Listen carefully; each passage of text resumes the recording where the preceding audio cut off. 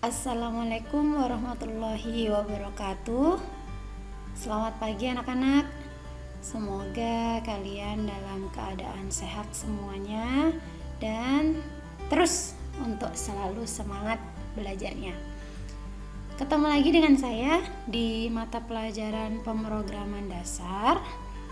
Pada pertemuan kali ini kita akan membahas percabangan yang terakhir, yaitu percabangan switch case. Setelah sebelumnya kalian sudah belajar tentang percabangan satu kondisi, percabangan dua kondisi, percabangan lebih dari dua kondisi, dan percabangan bersarang. Materi percabangan switch case ini adalah materi terakhir pada bab percabangan. Sebelum kita mulai belajar percabangan switch case, alangkah baiknya kita berdoa terlebih dahulu agar apa yang nantinya akan kita pelajari bisa kalian pahami dengan mudah dan bisa bermanfaat nantinya. Silakan berdoa menurut agama masing-masing.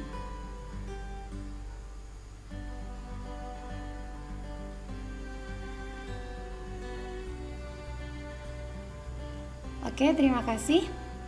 Langsung saja saya menuju ke modul praktikum untuk percabangan switch case. Oke, berikut ini adalah modul praktikum dari percabangan switch case. Kita masih pada kompetensi dasar yang sama, yaitu di 3.6 menerapkan struktur kontrol percabangan dalam bahasa pemrograman, 4.6 membuat kode program struktur kontrol percabangan. Submateri kita hari ini adalah percabangan switch case. Tujuan dari kita mempelajari materi switch case ini adalah diharapkan nanti kalian mampu memahami percabangan switch case, memahami perbedaan antara percabangan if else dengan percabangan switch case, dan yang terakhir membuat program sederhana menggunakan percabangan switch case dengan bahasa pemrograman C++. Langsung saja saya jelaskan sedikit tentang materinya. Percabangan switch case.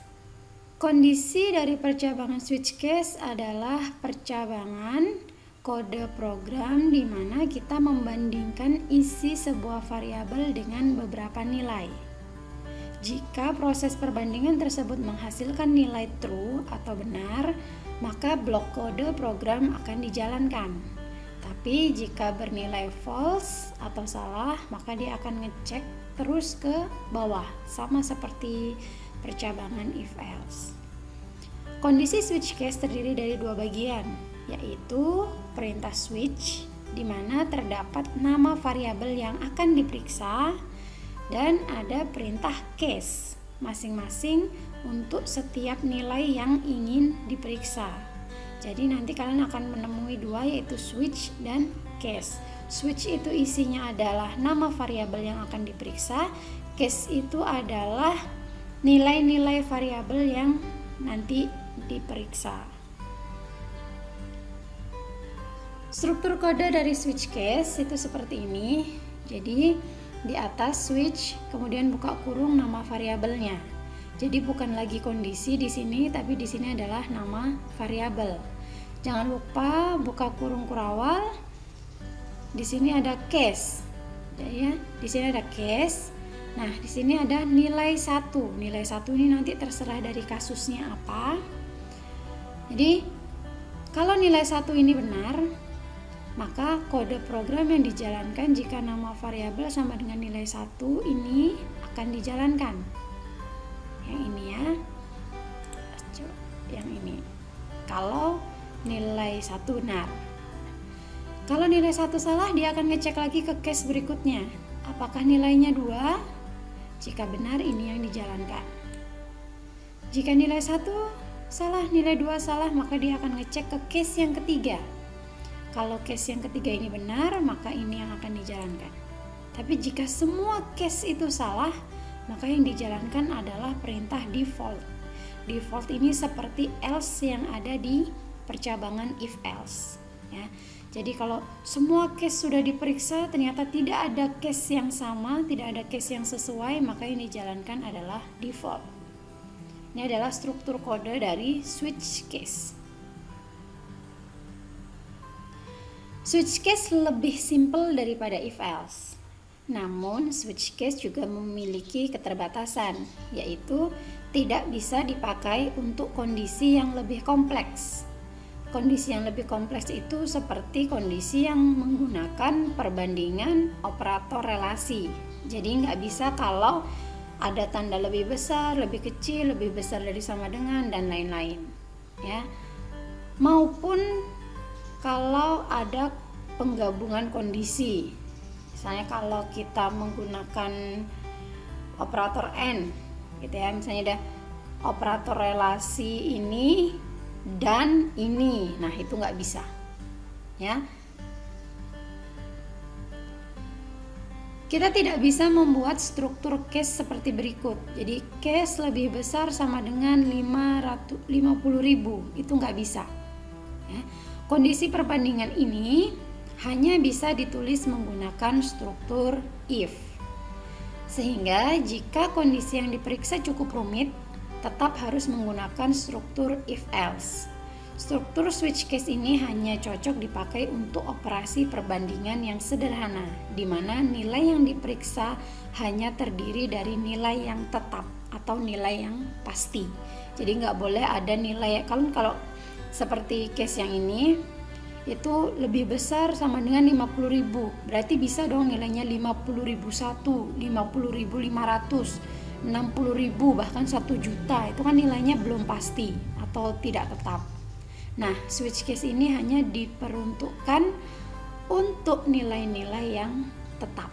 Setelah kalian memahami materi tadi, silakan kalian mengerjakan latihan. Yang pertama, perhatikan kode if else berikut ini.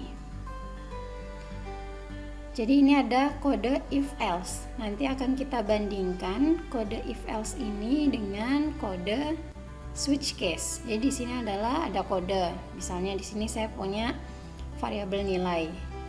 Input nilai Anda. Nah, variabel nilai ini tipe datanya char ya. Jadi dia menampung karakter atau satu huruf. Input nilai Anda A sampai E. Misalnya saya masukkan A.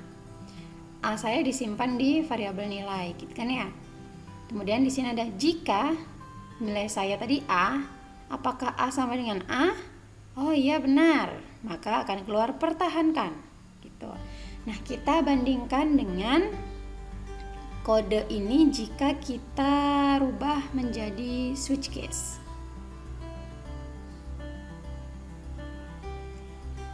Berikut ini kode if else yang tadi yang sudah dirubah menjadi switch case. Ya, jadi sama ya. Di sini tipe data dan variabelnya sama. Variabelnya nilai, tipe datanya char, input nilai Anda A sampai E. Nah, perhatikan yang ada di switch case ini. Kalau di if else itu, kita kembali ke if else lagi. Kalau di if else, yang di dalam if itu adalah kondisi, ya. Jadi dicek apakah nilai itu sama dengan A, apakah nilai sama dengan B, nilai sama dengan C, gitu ya. Tapi kalau di switch case, perhatikan, kalau di switch case di sini yang di switch itu adalah nilai variabelnya. Nah, setelah nilai di sini ada case. Case ini adalah masing-masing dari nilai yang ada. Misalnya di sini kan diminta di inputnya A sampai E, berarti nanti ada case A, case B, case C, case D, case E. Terakhir adalah default jika semua case di atas salah. Jadi cara jalan program ini adalah, misalnya saya input nilai Anda, saya masukkan C. Nah, saya masukkan C. Di sini nilai kan C. Variabel nilai saya berisi C. Oke, di sini switch nilai. Case A. Apakah A? Oh tidak. Berarti dia langsung ke case B. Apakah tadi nilainya B? Oh tidak. Berarti dia langsung ke case C. Apakah tadi nilainya C? Oh iya. Maka di sini akan keluar perbanyak belajar. Tapi kalau dia tidak ada semua, misalnya di sini saya input nilainya F. Di sini masuk ke switch case, apakah tadi nilainya A? Bukan. Apakah B? Bukan. Apakah C? Bukan. Apakah D? Bukan. Apakah E? Bukan. Nah, semua case ini tadi kan salah nih, bernilai salah atau nggak ada yang sesuai, maka dia akan keluar yang ada di default. Maaf, format nilai tidak sesuai. Nah, kedua program di atas, program if else dengan program switch case ini akan menghasilkan output yang sama. Nanti kalian coba, kalian buat dua-duanya, kemudian kalian bandingkan output dari if else dan output dari switch case. Ya, ini latihan 1. Latihan 1 yang pertama, ikuti langkah-langkahnya. Buka aplikasi Dev, buat source file baru, tuliskan kode program if else. Yang tadi kode if else dulu, kemudian compile and run, masukkan A, masukkan E, masukkan F. Screenshot dan amati hasilnya. Kemudian buat lagi file baru, kalian tulis program yang switch case. Masukkan juga A, E, F. Kemudian amati hasilnya. Oke? Silakan nanti kalian bandingkan antara program if else dengan program switch case. Latihan yang kedua. Latihan kedua ini adalah program memilih daftar channel TV. Kalian perhatikan kodenya. Ini di sini ada kode. Saya punya nama variabelnya TV. Tipe datanya integer karena nanti yang dimasukkan adalah angka 1, 2, 3. Jadi di sini ada daftar channel TV 1 RCTI, 2 Antv, 3 Trans TV. Nah, di sini ada perintah masukkan channel pilihan. Ya, saya masukkan misalnya 3. Nah, 3 ini dimasukkan ke variabel TV. Kemudian dia masuk ke kode switch case. Apakah tadi TV-nya 3? Apakah tadi TV-nya 1? Oh, bukan. Berarti dia ke case 2. Apakah tadi TV yang dipilih 2? Oh, bukan. Berarti dia ke case 3. Apakah tadi yang dipilih channelnya 3 atau TV 3? Oh iya, benar. Maka channel yang Anda pilih adalah Trans TV. Seperti itu. Kalau tidak ada semua, berarti dia ke default. Compile dan run kode tersebut, kemudian coba kalian masukkan kalau TV-nya 1, kalau TV-nya 3, dan kalau TV-nya 6. Screenshot kode dan hasilnya. Sekarang saya mau memperlihatkan yang channel TV. Channel TV ini. Coba saya compile and run. Kemudian saya masukkan channel pilihan. Saya masukkan tadi 3 ya. Maka dia akan keluar channel yang Anda pilih adalah Trans TV. Seperti itu. Coba sekarang saya mau compile and run lagi, saya masukkan misalnya 5. Enter. Channel tidak tersedia karena pilihannya hanya 3. Maka kalau kita masukkan angka yang bukan 1, bukan 2, dan bukan 3, maka yang akan keluar adalah channel tidak tersedia. Channel tidak tersedia ini adanya di kode di perintah default. Setelah kalian mengerjakan latihan 1 dan latihan 2, seharusnya kalian sudah bisa memahami materi ini. Jadi sekarang kalian kerjakan tugasnya seperti biasa.